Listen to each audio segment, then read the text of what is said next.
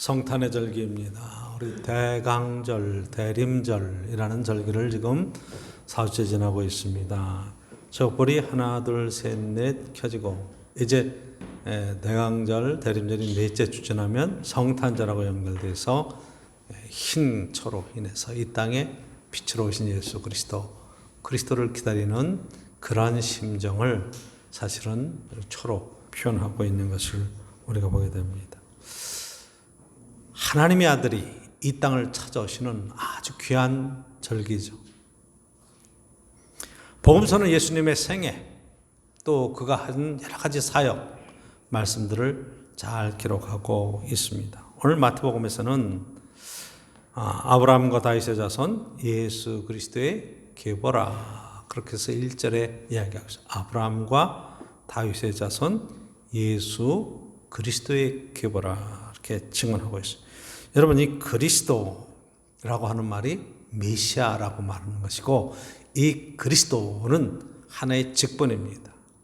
그러니까 임남선, 목사 이러면 임남선은 이름이고 목사는 직임이죠. 그러니까 예수는 이름이고 그리스도는 그의 직임이라 말이에요. 그분이 메시아다는 것이고 이게 헬라 말로 그리스도가 히브리 말로 메시아라는 말이고 메시아는 세상을 구원할 구원자에 대한 대표적인 그러한 이름이에요.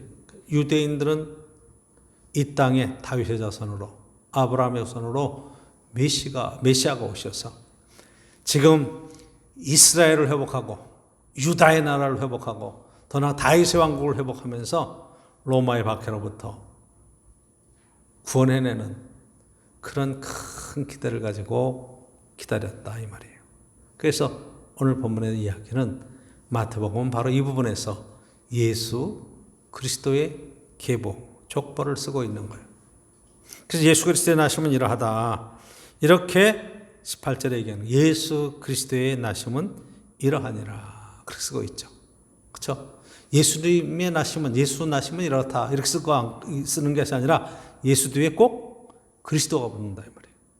그러니까 저와 여러분들이 한번 생각해 보시면 임남선 목사님의 나심은 이러하다. 이렇게 얘기하는 건 임남선 목사님은 몇 년도에 1954년도에 탄생하셨습니다. 출생하셨습니다. 이러면 이게 나 개인에 관한 얘기를 쓰려고 하는 것이 아니라 교회 공동체 안에 이분이 목사의 직임을 감당했던 분이라고 하는 것을 표현하죠.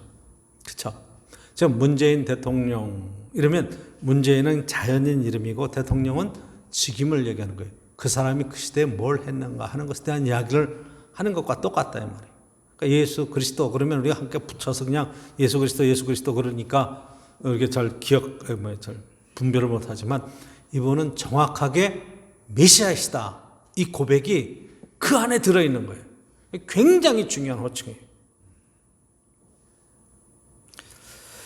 예수님은 유대인들이 기다리던 바로 그 메시아였고 이 땅의 구원을 온전히 이룰 수 있는 그분이었다는 고백이 사실은 1장서부터 쭉 들어있는 거예요.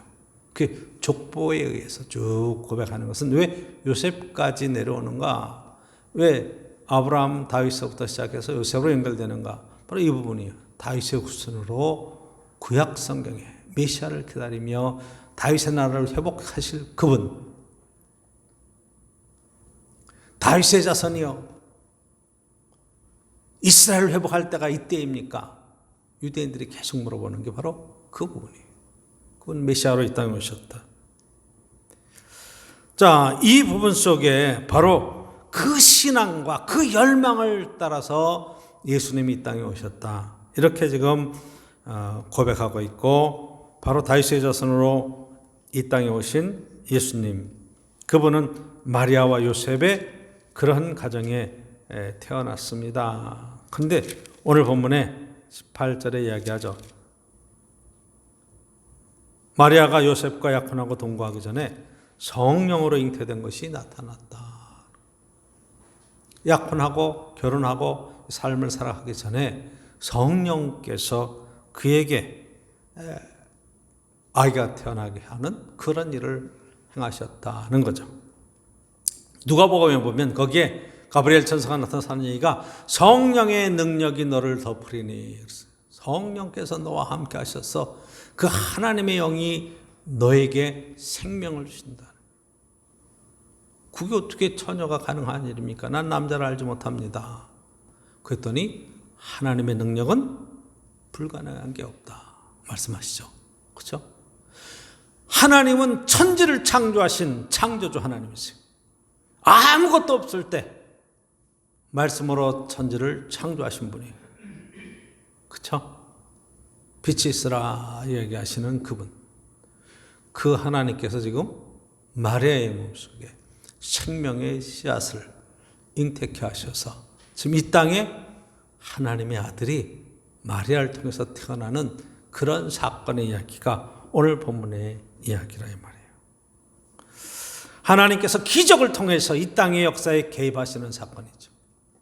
하나님의 역사적인 개입은 성경에 여러 군데 나타나죠. 그런데 오늘처럼 이렇게 초자연적인 그런 것으로 역사하시는 것은 사실은 과학자들이 이건 불가능하다 말할 정도의 그런 상황이고, 그렇죠. 그런데 그런 것들을 모두 뛰어넘어서 지금 하나님께서는 이 땅에 사람의 몸을 입고 찾아오시는 사건으로 메시아의 이야기를 하고 있는 겁니다. 자, 오늘 본문에 보면 요셉은 의로운 사람이라 19절에 드러나지 않고 가만히 끊고자 했어요. 참 의로운 사람이에요. 동네방네 떠들고 결혼하기 전에 배가 불러오면 이거는 틀림없이 부정한 일을 행한 여인이다. 돌로 들어 쳐 해결해야 되는 상황임에도 불구하고 다 부족한 것을 덮어주고 수치를 가려주는 아주 훌륭한 배려심이 많은 요셉이었다 하는 것을 보게 돼요. 하나님께 쓰임받는 사람들은 다 그런 특징이 있어요. 사람들의 심성 속에 하나님 앞에 존중하고 배려하고 그런 마음들을 갖고 있었던 사람인 것 같아요. 근데 이 일 때문에 고민하고 있을 때 주의 천사가 현명합니다. 꿈에 나타났어요. 그래서 다윗의 자손 요셉아 마리아 데려오기를 무서워하지 마라. 이가 잉태된 것은 성령으로 된 것이다. 그에게 잉태된 것은 성령, 하나님이 하신 일이다. 그리고 하시는 얘기가 21절에 이 말씀하시죠. 아들을 낳으리니 그 이름을 예수라 하라. 이는 그가 자기 백성을 그의 죄에서 구원할 자이심이라. 예수라 하라. 예수님이 하시는 일이 그의 백성을 그들의 죄에서 구원해낸다. 그러니까 왜 예수라고 이름을 하느냐? 바로 이분이 백성들을 죄에서 구원해낼 그런 분입니다. 바로 그 이름 속에 예수님의 사역에 관한 얘기가 아주 정확하게 들어가 있는 걸 보게 되죠. 예수님은 그리스도이시다. 예수님이라고 하는 말의 뜻이 그의 백성을 죄에서 구원해내는 바로 이 일이다. 이렇게 이야기하죠. 자, 이것은 예수님께서 이 땅에서 맡겨준 귀한 사역을 감당하는 귀한 일입니다. 구약 선지자의 그 이사야서의 이야기를 통해서 이사야 선지자가 이 일을 통해서 정확하게 예언하고 있다고 하는 건데 하나님의 말씀이 어떻게 이루어지는가 23절에 쓰고 있죠. 보라 처녀가 잉태하여 아들을 낳을 것이요 처녀가 잉태하여 아들을 낳을 것이다. 그 이름은 임마누엘이라 하리라 했으니 이를 번역한 즉 하나님이 우리와 함께 계시다. 하나님이 우리와 함께 계시는 것으로 지금 예수 그리스도가 이 땅에 찾아오시는 사건으로 하나님이 우리와 함께 계시다. 이렇게 말씀하고 있는 것을 보게 됩니다. 바로 이 사건을 통해서 요셉이 하나님의 말씀에 순종하고 마리아도 하나님 안에서 그 은혜 가운데 순종해가면서 하나님의 구원의 통로로 쓰임받는 놀라운 일들의 역사를 쓰고 있죠. 이게 바로 성탄절의 출발입니다. 우리가 대림절, 대강절, 예수 그리스도의 오심을 기다리는 이 절기를 경건하게 기다리는 것은 다시 이 땅에 예수님이 오시는 재림에 관한 이야기도 마찬가지로 연결되어 있는 거예요. 그리고 이미 오신 그리스도가 내 안에 함께 계셔서 지금 이 안에서 하나님께서 이루실 놀라운 구원의 그 귀한 역사를 어떻게 이루어나가는가 하는 것을 저와 여러분들이 경험해가면서 다시 한번 믿음의 결단과 고백이 있는 복된 시간의 역사가 있어야 돼요. 귀한 역사가 있기를 축복합니다. 대강절은 오시는 그리스도를 기다리는 거죠. 그렇죠? 이 지금 유대인들이 기다렸듯이 이스라엘이 기다렸듯이 저와 여러분들은 2000년 전에 지금 왔다 가신 예수님에 관한 이야기를 하는 것이 아니라 오늘도 우리와 함께 하시는 임마누엘의 하나님에 관한 이야기를 하고 싶은 거예요.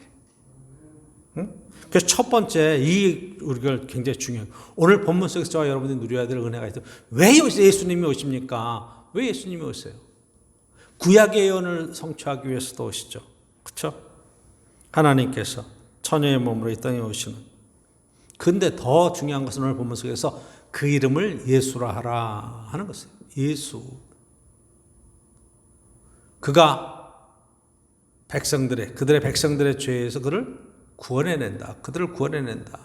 그럼 죄에서 구원해낸다. 그런데 여러분, 그 백성들의 죄가 뭐예요?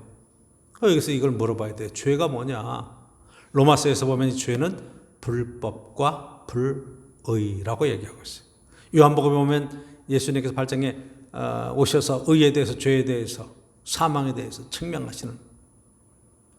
근데 여러분, 죄에 대해서라고 말하면, 그래, 죄에 대해서 말하면 그들이 나를 믿지 아니하며. 죄가 뭐냐? 불의는 불신앙을 얘기를 하는 거예요. 그렇죠? 죄는 불신앙이에요. 자, 여러분, 성경 전체에 대해서 창세기에 아담과 하와가 선악과를 따먹는 것이 뭐가 죄가 되겠어요?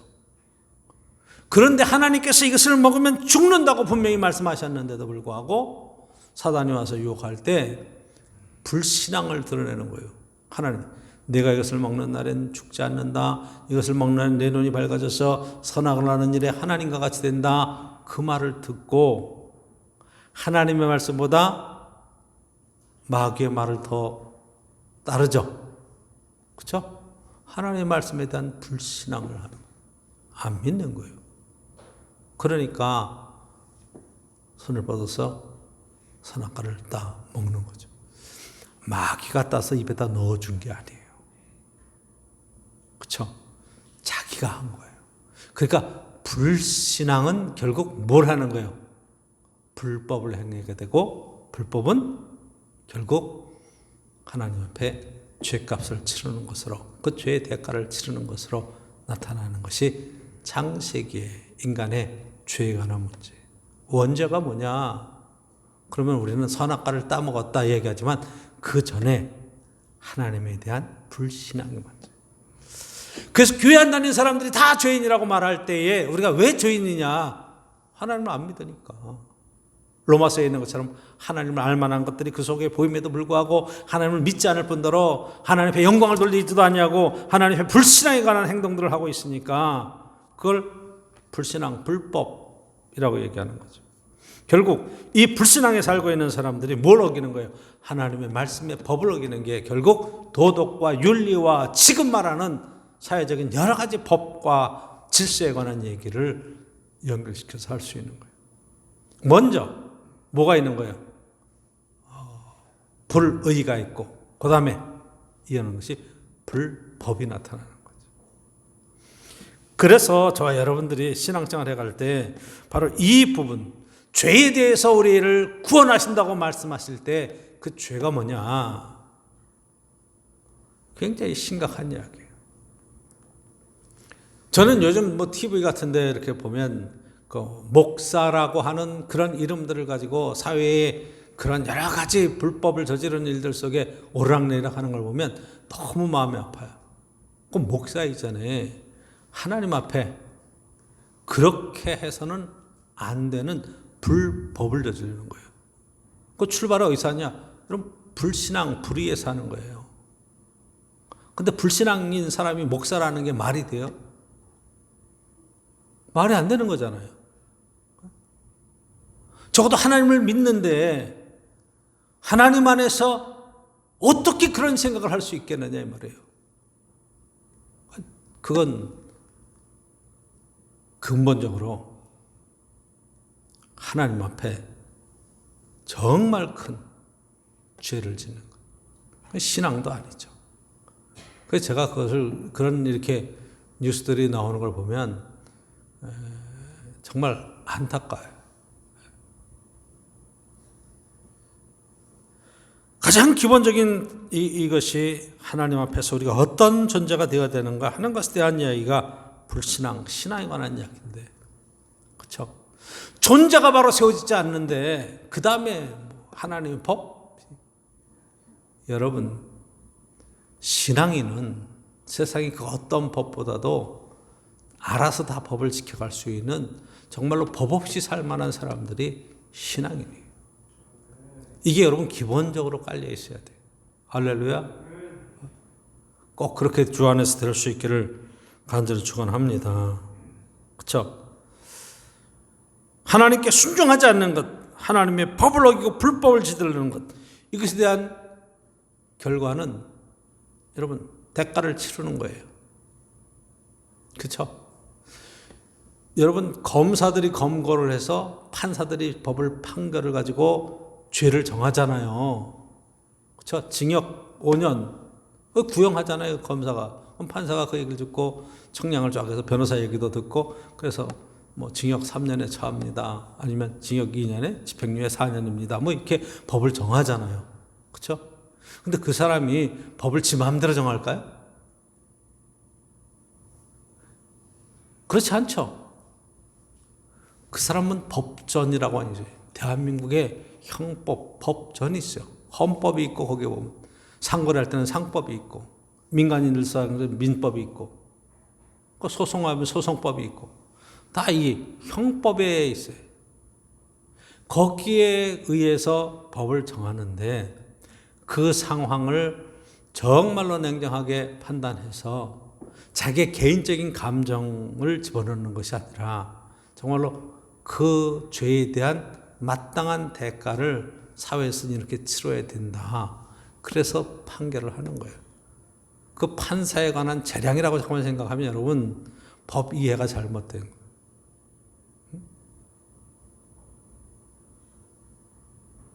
그래서 막된 여러분 검사, 막된 판사 이런 사람들은 그게 사회적으로 문제가 되는 게 이게 법을 쉬게 하거든요. 그렇죠? 뇌물을 받고 쉬게 하고, 그래서 유전, 무죄, 무전, 유죄 이렇게 되는 것은 돈 받고. 그러니까 구약 성경도 정확하게 얘기하고 있어요. 여러분 출애굽기에 보면 돈 받고 뇌물을 받고 판결을 굽게 하지 마라. 정확하게 쓰고 있죠. 내가 잘 아는 사람이라고 법을 함부로 굽게 해서도 안 되는 거예요. 그러니까 이 검사나 판사나 하는 사람들이 바로 이런 부분 속에 여러분 이거를 정확하게 세워가는 그 일이 어느 시대나 요청됐던 얘기인데, 모세의 율법 안에도 바로 이 부분이 다뤄지고 있는 것을 보면, 구약 성경의 재판관은 누가 했느냐? 여러분 제사장들이 했어요. 제사장들이 했어요. 하나님 앞에 양심의 거리낌이 추워도 없도록 그렇게 하나님의 말씀으로 세워졌어요. 지금 얘기를 하면 목사님들이 재판을 했다는 거예요. 그래서 참 안타까운 것은 저 여러분들이 감리교단에 속해 있지만 이 교회 안에 되어지는 여러 가지 일들을 목사님들이 재판을 하고 나면 그것 때문에 막 시끄러워요. 교회 안에도 뭐 여러분 지방에 가면 지방재판위원회가 있고 심사위원회가 있어요. 재판에. 연회 가면 연회 재판위원회가 있고 총회 가면 총회 재판위원회가 있어요. 그 목사님과 장로님들이 구성이 돼 있죠. 장로님들 중에는 법조인들이 이렇게 들어와서 쭉 하고 있죠. 그런데 거기에서 판결을 내리면 거기에 불복을 해서 세상 법정으로 나가요. 그러면 제가 기대하는 것은 적어도 목사님들이나 장로님들이 판결을 한 것이 세상 법정에 나가면 정확하게 잘하셨습니다. 더 볼 것도 없습니다. 그래야 맞는 거죠. 할렐루야. 그런데 거기 가면 뒤집혀. 우리가 재판을 잘못했다는 거야. 그러니 막 난리도 아닌 거예요. 그게 뒤집힌다니까. 그럼 뭔 얘기예요? 목사님들도 지 편이냐 아니냐에 따라서 법을 마음대로 하는 거예요. 이게 참 안타까워요. 그러니까 이게 지금 우리가 하나님 앞에 회개해야 될 부분이 바로 이런 거라 이 말이에요. 불신앙은 불법을 저지르게 하고, 그렇죠? 여러분 신앙 안에 바로 세운다 하는 것이 정말 중요한 거예요. 예수 그리스도께서 오신 것은 여러분 결론적으로는 그의 생애 속에 여러 가지 하나님의 법에 대한 많은 설명들 하죠. 설교도 하시고 기적 등하시고 안식일의 법이 어떻게 지켜야 되는 걸 얘기도 하시고, 그리고 그 시대에 많은 죄값이라고 이야기했던 병자들, 가난한 사람들, 억울한 일들 당한 사람들 다 모아놓고 병을 고쳐주시죠. 그렇죠? 나도 너를 정죄하지 않는다. 그 문둥병을 걸린 사람을 보고, 나병 환자를 보고 가서 쭉 손을 얹고 기도하시고 고쳐주시고 제사장에게 가서 제물을 드려라 얘기하세요. 다 해결해 주세요. 하나님 앞에 죄값을 치른다고 말하는 것조차도 그건 죄가 아니다. 하나님은 죄를 벌 주시는 분이 아니라 용서하시는 분이라, 이런 걸 정확하게 말씀하시는 거예요. 가늠하다가 답해온 여인에게는 나도 너를 정죄하지 않노니 다시는 가서 죄를 범하지 마라. 용서하시는 거예요. 충분히 이해를 할 수 있어요. 하나님께서 하시는 일은 죄에 대해서 심판하시고 죄를 정죄하시고 하는 차원이 아니라 우리의 행동과 불법 때문에 당하는 고통과 어려움 속에서 그 문제를 해결하시고 용서하시고 구원하시는 그 일을 하기 위해서 오셨다. 예수다. 그 예수님이시다. 저 여러분의 인생 속에 누가 누구를 정죄하겠느냐, 우리가 말이에요. 하나님은 회개하고 돌아오는 자들을 다 용서하시는데, 그래도 죄를 깨닫지 못하고 자기가 잘했다고 우기는 자들에게는 지옥의 심판을 준비해서 그 죄 대가를 치르게 하시는 거예요. 하나님은 공평하신 분이에요. 이 땅에 억울한 일을 당하고 정말로 법을 지키고 그리고 믿음으로 살다가 그렇게 비참하게 세상을 떠나면 하나님께서는 천국을 예비하시고 그리스도 안에서 우리를 구원하시는 놀라운 믿음의 사람들에게 주시는 하나님의 전적인 은혜가 있어요. 성경은 우리에게 이걸 얘기해요. 예수님 오셔서 한 마지막 행동이 뭐예요? 십자가에 달려 죽으신 거죠. 그렇죠?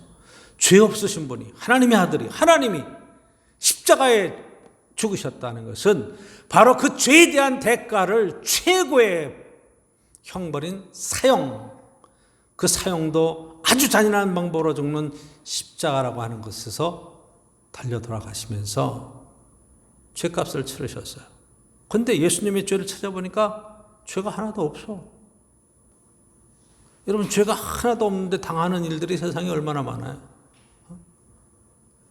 죄가 없어. 근데 당했어. 그래서 왜 당했나 봤더니 이게 자기 백성들의 죄를 대신 지시고 그 대가를 치르시며 우리를 용서하시고 구원하시는 놀라운 은혜를 베풀어 주시는 거예요. 구원은 뭐냐? 여러분, 내가 예수 믿고 구원받았습니다는 표현이 나는 죄의 용서함을 받았습니다. 나 용서함 받았습니다. 용서함 받은 사람은 다시 옛날로 돌아갈 수 있어요, 없어요? 옛날로 돌아가지 않았습니다. 난 구원받았습니다. 난 변화되었습니다. 다 가서 다시는 죄를 범하지 마라. 문둥병에서 나왔습니다. 나병에서 해방이 되었습니다. 안진병이가 일어났습니다. 다시는 가서 구걸하지 마라. 여러분, 옛날 생활이 다 청산이 되어버리는 거예요. 그래서 이제는 전혀 새로운 존재로 살아가는 삶의 이 역사를 구원이라고 하는 거예요. 이걸 회복이라고 하는 거죠. 그렇죠? 구원 회복에 관한 이야기를 하고 있는 거예요. 변화된 거예요. 그리고 이것을 성경에서는 하나님이 이루시는 기적의 역사라 하는 거예요. 그래서 예수 믿고 여러분 인격이 변화되고 예수 믿고 자기의 인생이 변화되고 예수 믿고 자기의 삶이 변화된 이야기를 우리가 구원의 이야기, 간증의 이야기라고 얘기하는데 이것을 성경에서는 기적이라고 이야기하는 거죠. 오늘 보면서 두 번째 우리가 꼭 기억해야 될 것은 어떻게 오시는가? 어떻게? 예수님이 어떻게 오세요? 보니까 이게 지금 창조주 하나님께서 성령으로 마리아에게 잉태되게 하셔서 이 땅에 사람으로 오시는 거죠. 귀로 만졌던 하나님, 눈에 보이지 않는 하나님, 그 하나님이 이제는 우리의 눈으로 본 바요, 손으로 만진 바요, 그의 말씀을 귀로 듣는 바요, 정말로 우리 삶 속에 경험되어지는 은혜로 우리를 찾아오시는 하나님의 이야기를 하고 있는 거죠. 그렇죠? 하늘 보좌를 버리시고 인간이 되어서 이 땅에 찾아오시는 예수님, 가장 낮은 곳에 찾아오셔서 그것을 또 생애를 시작하셔서 가장 험한 죽음을 죽으시면서 이 땅의 인간의 모든 죄와 허물들을, 모든 가난들과 모든 저주들을 다 감당하시고 그리고 해결해 가시고 이 땅을 떠나시는, 왜 사람이 되셨는가? 바로 부분이에요. 우리는 예수님을 통해서 진짜 하나님을 알 수 있어요. 제가 신앙생활 하면서 처음에 예수 믿고 신앙생활하고 출발해서 점점 시간이 지나면서 깨달아지는 것이 뭐냐. 다른 사람들이 아무리 하나님에 대해서 얘기를 하고 뭐 알라신이 어떻고 뭐 천지신명이 어쩌고 뭐 자기네 신들의 얘기를 아무리 많이 해도 예수님이 아니면 하나님의 진짜 모습을 이야기할 수가 없는 거예요. 우리는 애국가에 하느님이 보호하사 우리나라 만세, 하나님이 그래도 들어가 있지 않냐. 이거 다 뭐 우리는 하나님을 아는 민족이고 하늘을 섬겼던, 경천하는, 애인하는 그런, 하늘을 두려워할 줄 알고 섬기고 사람을 사랑했던 그런 위대한 민족이다 얘기할 때 그 하늘을 존중했다고 하는 그 하늘, 경천하는 그 하늘이 과연 뭘 얘기를 하느냐. 이 땅에 사람의 몸을 입고 오신 하나님에 대한 이야기로 그렇게 풀어가지 않으면 하나님은 하늘에 계시고 멀리 계시고 두려운 존재로 우리가 그냥 공경해야 될 대상으로만 알고 있는 그것으로 끝난다 이 말이에요. 그러니까 그 신을 위해서 우리는 목숨을 버릴 수 있습니다 말하고 막 여러분들이 이야기하는 그 신의 이름으로 전쟁을 일으키는 우리가 비참한 현장들을 많이 보잖아요. 왜 그래요? 똑같은 하나님을 믿는다고 얘기하는데 여러분 진짜 하나님의 모습을 못 봐서 그래요. 예수 그리스도를 통해서 그 하나님이 자기를 가장 낮은 곳으로 낮추시고 이것을 위해서 죄를 뒤집어 쓰시고 생명을 주시는 분으로 그렇게 받아들이고 나면, 그렇게 하나님을 이해하고 나면 남을 죽이기 위해서 자기 몸에 폭탄을 두르겠느냐 이 말이에요. 그렇죠? 하나님에 대한 오해는 사람들에게 내가 하나님을 위해서는 뭐든지 할 수 있어 이렇게 나갈 수도 있어 마요. 이게 많은 이단들이 쓰는 방법 중에 하나죠. 근데 여러분 하나님의 귀한 이야기는 그렇게 하나님을 위해서 뭘 할 수 있느냐가 문제가 아니라 하나님이 나를 위해서 행하신 놀라운 일에 대한 신앙 고백이 그 가운데 들어있는 거라 이 말이에요. 내가 얼마나 귀한 존재인지, 하나님의 사랑받는 존재인지, 이 땅에 하나님 안에서 어떻게 복을 누리며 하나님의 그런 은혜 가운데 살아가야 될 귀중한 존재인지, 내 옆에 있는 사람들이 하나님 안에서 구원받은 하나님의 형제자매들인데 이들을 위해서 내가 해야 될 일들이 어떤 것인지 이것을 깨닫고 나면 여러분 헌신하고 희생할 수 있는 귀한 근거의 틀들을 내가 예수 그리스도의 십자가를 나도 지고 나도 그 길을 가겠습니다 하는 고백이 나올 수밖에 없다 이 말이에요. 그러니까 하나님에 대한 오해를 여러분 풀어야 돼요. 이 땅에 찾아오시는 주님, 이것을 여러분 깨닫고 나면 진심으로 존중하게 되는 거예요. 함부로 하지 않습니다. 절대로 함부로 할 수가 없어요. 그러니까 신앙이 인격적으로 예수 그리스도를 만나는 게 너무너무 중요한 거예요.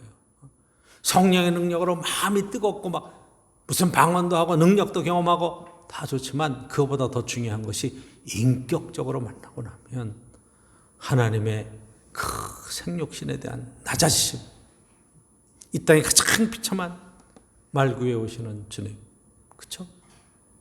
그 백성들을 향해서, 그 고통받는 사람들을 향해서 베풀어 주셨던 그 큰 사랑과 배려와 헌신, 그 하나님의 사랑을 전하기 위해서 애를 쓰셨던 그 많은 말씀들, 그리고 맨 마지막에는 자기 몸을 다 던지셔 우리의 죄를 용서하시며 구원하시는 하나님의 그 큰 사랑, 구약에 나타나는 하나님하고 신약에 나타나는 하나님하고는 하나님에 대한 생각이 확 달라질 수밖에 없게 만드시는 놀라운 은혜가 있잖아요, 그 가운데. 그렇죠? 유대인들이 지금 기다리는 메시아는 바로 이런 면에서 지금 잘못된 메시아. 예수님께서 이 메시아로 오셨다는 것은 그 잘못된 생각을 다 내려놓게 하시고 십자가를 지고 구원하시는, 그리고 헌신하시고 배려하시는 그 큰 사랑의 진짜의 모습을 우리가 꼭 기억해내야 된다 말이에요. 그렇게 될 때 뭐가 되냐? 세 번째, 이제 오늘 본문 속에서 저와 여러분들이 꼭 기억해야 될 것이 뭐냐면, 이 모든 일, 22절에 보면 이 모든 일이 된 것은 주께서 선지자로 하신 말씀을 이루려 하심이라. 그리고 23절에 보아라, 처녀가 잉태 아들을 낳을 것이요. 이게 지금 마리아에게 실제로 이루어졌죠. 이사야 예언이 그대로 이루어졌습니다. 그 이름은 임마누엘이라. 그래서 이름을 임마누엘이라 한다. 예수, 임마누엘, 그리스도. 그런데 임마누엘이라고 하는 뜻이 23절에 보니까 이를 번역한 즉 하나님이 우리와 함께 계시다. 하나님이 우리와 함께 계시다. 여러분, 하나님이 우리와 함께 우리와 함께 계시지 않은 적이 없었어요. 구약성경에도 하나님이 함께 계셨어요. 근데 여러분, 자, 구약성경에서는 하나님이 하늘에 계시고 구름 위에 계시고 전능하신 분으로 섬기고 위에서 말씀대로 살지 않으면 벌을 내리시고 징계하시고 이런 쪽으로만 자꾸 생각하고 그렇게 되죠. 그런데 이분이 우리와 함께 계셔요. 이제는 우리가 죄인 된 자리에서 그리스도를 영접하고 구원을 받으면서 하나님의 자녀가 되는 축복으로 이야기하죠. 여러분, 놀라운 선언입니다. 예수님 아들, 하나님의 아들, 우리가 하나님 안에서 하나님의 자녀가 되었다. 그 예수님을 하나님의 맏아들이라고 그러죠. 하나님의 아들이라고 그래요. 저와 여러분도 하나님의 아들이야. 그 예수님하고 어떻게 되는 거예요? 족보가 어떻게 되는 거예요? 여러분, 족보 같은 거 잘 따지잖아. 예수님이 하나님의 아들이셔. 독생자셔. 그럼 저와 여러분들도 하나님의 아들, 딸이야. 예수님하고 어떻게 되는 거예요?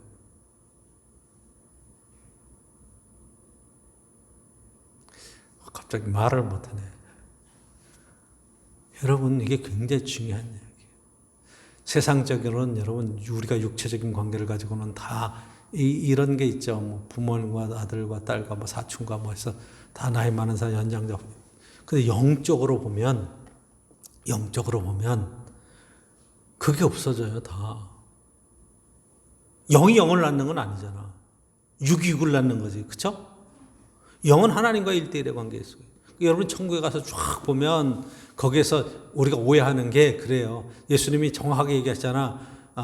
그 누구의 부인이 되겠습니까? 너희들이 천국을 오해했다. 천국엔 시집가고 생각하는 것이 없다. 그 얘기는 뭐예요?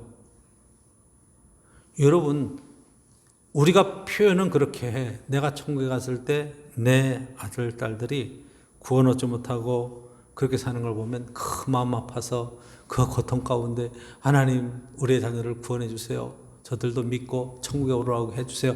그리고 천국에서 기도할 것 같죠? 얼마나 가슴 아플 거야. 근데 여러분, 한번 생각해 보세요. 천국은 아픈 것이나 애통하는 것이나 고통이나 눈물이 있어요, 없어요? 있어요, 없어요? 요한계시록에 없다고 그러잖아. 그렇죠? 애통하는 것이 있어요, 없어요? 없어요. 다 눈물을 식혀주셨어요. 근데 왜 없을까? 여러분, 예수님이 이야기하신 것대로 육체적으로는 그런 관계를 갖고 있어, 우리가. 첫째가 남편이냐, 둘째가 남편이냐, 8 형제가 다 죽어서, 그리고 여인도 죽어서, 그럼 이 여인은 누구 부인입니까? 물어봤던 그 대화 속에서도 우리가. 근데 거기는 육체로 가는 게 아니라 뭐로 가는 거예요? 거듭난 영혼이 가는 거고 부활의 몸으로 가는 거라고 보면, 여러분, 그거는 우리의 인간관계에 있어서 되어지는 그런 관계를 뛰어넘는 하나님 안에서 1대1의 관계로 세워지는 것이라고 볼 수밖에 없어요. 그러니까 여러분, 있을 때 잘해야 돼.